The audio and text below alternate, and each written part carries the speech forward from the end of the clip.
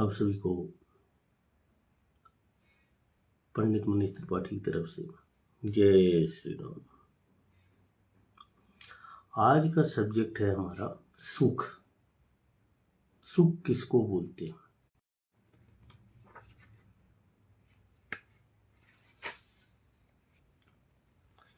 तो आज का सब्जेक्ट है हमारा सुख। सुख किसको बोलते हैं? सुख क्या है? सुख के बारे में हम क्या जानते हैं?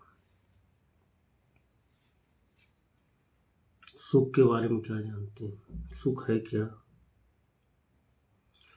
सूरपुर नरपुर नागपुर ये तीन में सुख नाही। सूरपुर नरपुर नागपुर ये तीन में सुख नाही। का सुख हरि के चरण में, का संतन के माही। सूरपुर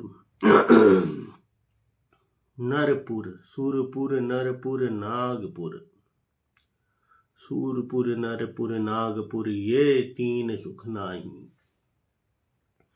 का सुख हरि के चरण में, का संतन के माही। जो सुख है हरि के चरण में है ना, वो सुख है। सूरपुर मतलब वैभव, उसमें भी नहीं है। नर जो हम आप सब देखते हैं नर समाज के साथ, ये जो भौतिक जीवन है ना, उसको नर बोलते हैं। नागपुर मतलब धरती पाताल के। इन तीनों में सुख नहीं है। जो सुख हरि के चरण में, हरि के चरण में जो सुख मिलता है वो सुख कहीं नहीं मिल सकता। हरि के चरण में सुख कैसे मिलेगा? वो संतन के थ्रू, संत के थ्रू। भगवान को मिलना है तो संतों के थ्रू ही मिलना पड़ेगा, क्योंकि आपने तप तपस्या तो की नहीं। तप तपस्या करने वाले कौन होते हैं? संत होते हैं। तो उनके गोद में बैठकर, उनके सहारे से चलकर हरि के चरणों में जो सुख मिलेगा वही सुख है। बाकी अगर हम सुख वैभव समझें तो गलत। बाकी सुख वैभव माया है, मोह है, ममता है। अपने बच्चों के प्रति मोह देखना उसमें सुख देखना, वो सुख मानते लोग, वो गलत है। सुख दूसरे के प्रति आदर करना, सत्कार करना, दूसरे के विचार को समझना, दूसरे की सेवा करना, उसको सुख मानते हैं हम। किसी का सहयोग करना, किसी की सहायता करना, वो सुख के स्वरूप में आता है।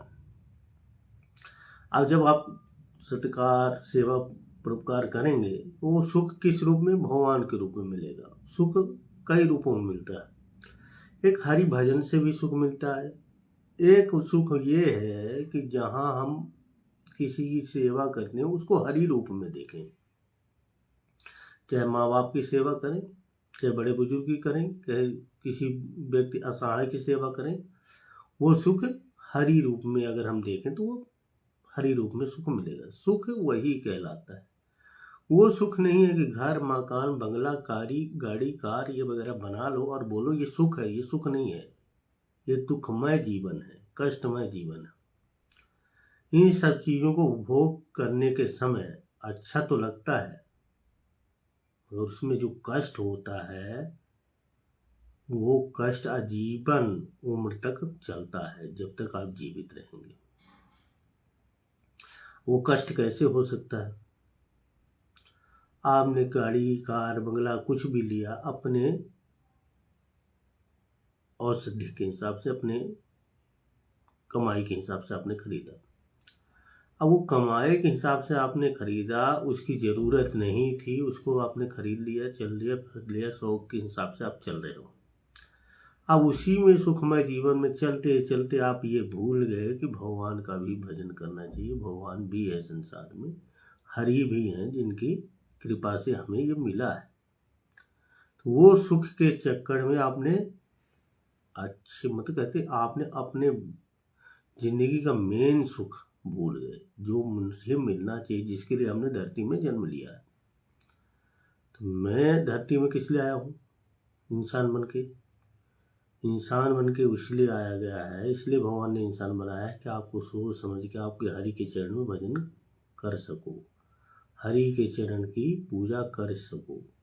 भगवान ने भी धरती में जन्म लिया था मनुष्य रूपी, तो मनुष्य को इतना उन्हें साक्षर बनाया, मनुष्य को इतना योग्य बनाया कि वो उसी हिसाब से करे जैसे संसार की प्रतिनिधि चलती आ रही है।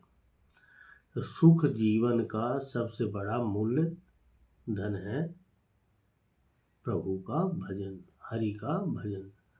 जब सुख मिलेगा जब आप संतों के थ्रू जाएंगे, संतों के पास जाएंगे, संतों से बातचीत करेंगे, संतों के साथ उठेंगे बैठेंगे, वहीं से सुख मिलेगा। ऐसा सुख नहीं है कि जिसको आप चलते फिरते आप सुख ले सकें। सुख चलते फिरते नहीं मिलता, सुख चलने फिरने से नहीं मिलता। सुख कैसे मिलता है? भगवान के भजन से। कार्य करना, कर्तव्य करना, समाज के साथ चलना, समाज के साथ उठना बैठना कर्म, ये सब सही है। उसके साथ साथ सुख अगर पाना है 1 घंटे आधा घंटे, तो भगवान का भजन करना चाहिए। ये बाकी दुखमय जीवन तो हमेशा चलता रहता है। हम लोग क्या करते हैं, जब हमको दुख आता है तो भगवान को याद करते हैं और भगवान की पूजा पाठ करते हैं। तो ऐसा इंसान जीवन में कुछ नहीं कर सकता है। स्वाभिमान, वासना, दोष, माया, ये 3 गुण हैं पाप के। कहा गया है स्वाभिमान, वासना, दोष, माया, ये 3 गुण हैं वो पाप के। संसार को छोड़कर जो त्याग होता है वो दुख मात्र को टहलाकर सुखी हो सकता है। दुख मात्र को टाल कर सुखी हो सकता है, परंतु त्याग होने पर भी वासना और दुख तो अलग ही रहता है। वह वासना लोभ, काम, स्वाद, स्नेह और मान जैसे वासना नष्ट होती है, वैसे ही जीव सुखी हो जाता है। तो ये सुखी का जीवन में काम, क्रोध आदि दोष रहते हैं तो टहलते नहीं हैं। तो क्या ये केवल दोष ही है अथवा इसके कोई गुण है? यह प्रश्न का उत्तर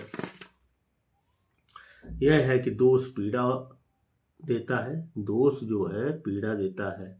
इसलिए तो जीव सत्संग और दीन अधीन बनकर रह पाते हैं, यानी सत्संग की गरज बनी रहती है, भगवान की स्तुति होती रहती है, दोष और दुख रहने से ही ज्ञान और वृद्धि होती रहती है। इसलिए ये दोष भी गुण रूप है।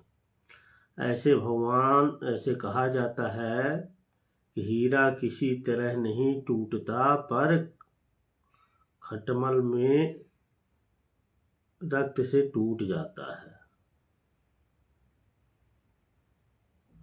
इसी प्रकार वासना भी किसी तरह नहीं मिटती, परंतु सत्पुरुष के अज्ञात से रहने से, उनके गुण ग्रहण करने से उनकी क्रिया में प्रतीत होने में मिलती है। ये सब चीजें हैं। तो सुख और दुख की जो परिभाषा है वो समाज में अलग अलग तरीके से कही गई। कुछ समाज ये बोलता है कि सुख अगर है तो जितने दिन की जिंदगी है जी लो, सुखमय जीवन जी लो। कब तक जियोगे? जब तक आपके शरीर में एनर्जी है। जब आपकी एनर्जी नष्ट हो जाएगी, वृद्धावस्था आ जाएगा, आपके बच्चे आपको दुदुरा देंगे, तब आपको वो सुख किस काम का? फिर किस काम के आप सुखमय हो? तब तो आप कष्टमय जीवन जी रहे हो। वही सुखमय जीवन जीना है, शुरू से भगवत के भजन करो, भगवत प्रेमी बनो, भगवान की कृपा पात्र बनो, वो आपको वृद्धावस्था में काम आएगा। वो जीवन अगर आप जिएंगे तो आपके बच्चों को संस्कार जाएगा, जब संस्कार जाएगा तो आपका जीवन सुखमय व्यतीत होगा। तो सुखमय जीवन जीने के लिए भगवान की भक्ति उपासना करनी चाहिए। भगवान की भक्ति उपासना कैसे कर सकते हैं हम? गुरु से, साधु से, अच्छे सत्संगी से, अच्छे पुरुष से, जो अच्छे विचार रखते हो उनसे आप कर सकते हैं। यह जीवन सुखमय जीवन कहलाता है। बाकी जीवन, संसार, रोग, द्वेष, भेष, ये सब अलग अलग चलता है। तो संसार में सुखमय जीवन जीना है तो खुद को भगवान के प्रति प्रेम करना पड़ेगा। जय श्री राम। राधे राधे।